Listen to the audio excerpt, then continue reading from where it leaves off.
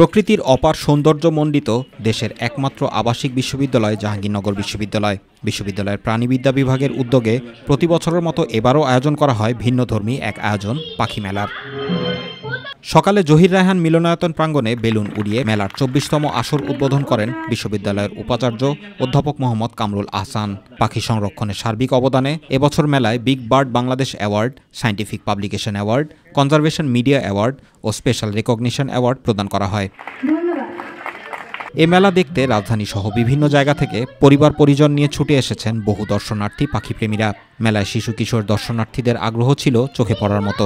বিশেষত শিশুদের জন্য খুবই আনন্দপূর্ণ ছিল এ মেলা। এই জায়গাতে এসে আমার অনেক ভালো লেগেছে। বিভিন্ন পাখির স্টলও আছে, আমরা অনেক পাখি দেখতে পাচ্ছি। ওয়েদারও খুব চমৎকার। We are enjoying a lot.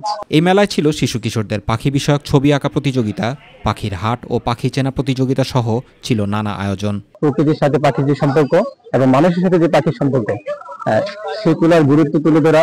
ক্যাম্পাসের এরকম উদ্যোগগুলো আসলে খুবই সুন্দর। পরিযায়ী পাখি সম্পর্কে বিভিন্ন তথ্য তুলে ধরার চেষ্টা করেছি। আমরা নিজেদের অস্তিত্ব টিকিয়ে রাখার জন্য হলেও বন্য প্রাণী এবং তাদের আবাসস্থল জীববৈচিত্র্য সংরক্ষণ করতে এগিয়ে আসি। এদিকে পাখি কমে যাওয়ায় এবং অবাধ বিচরণের জন্য বিভিন্ন পদক্ষেপ গ্রহণ করা হয়েছে বলে জানান বিশ্ববিদ্যালয় প্রশাসন।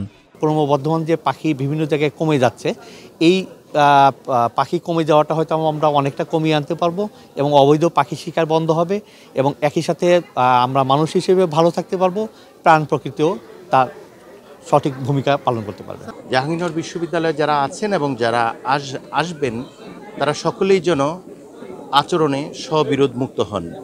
পাখি রক্ষা করতে পারলে, প্রাণ প্রকৃতি রক্ষা করতে পারলে এর অংশ হিসাবে আমরাও সুরক্ষিত হব।